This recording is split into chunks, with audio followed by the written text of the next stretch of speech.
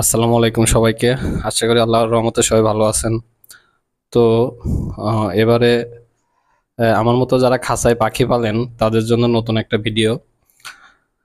এই ভিডিওতে আমি আপনাদের কিছু কথা বলতে চাই, যেটা আমার নিজের ব্যক্তিগতভাবেই বুঝতে পেরেছি, যে অভিজ্ঞতা আর কি, যেটা বলে যে পাখি কখন ডিম পাড়ানো উচিত কখন উচিত না। এই যে গত মাস এবং রানিং যে মাস সেপ্টেম্বর অক্টোবর আগামীতে, এই মাসগুলোতে পাখি ডিম বাচ্চা না করানোই ভালো। কারণ কি বলবো, গত মাসে তো আমার অনেকগুলা আপনাদেরকে জানাইছি যে ডিম নষ্ট হয়ে গেছে।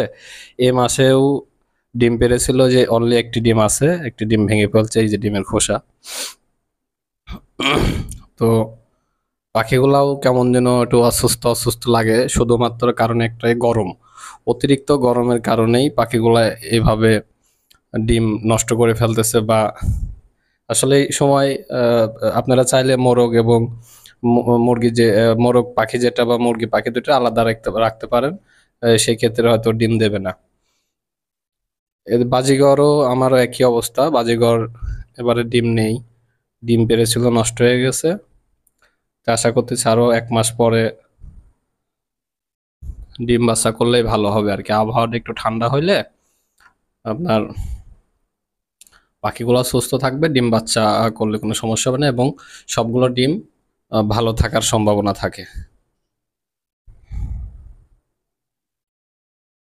তো আমি এটাই ভাবছি যে হয়তোবা অতিরিক্ত গরমের কারণে আমার পাখিগুলা আর ডিমগুলা নষ্ট করতেছে বা বাচ্চা দিচ্ছে না। আর একটা কথা আপনাদের বলে রাখি, এখন অতিরিক্ত গরম, চেষ্টা করবেন সপ্তাহে একদিন হলো পাখিকে একটু পানি, একটা গামলার মধ্যে বা একটা বাটির মধ্যে পানি দিলে ওরা পানিতে গোসল করবে।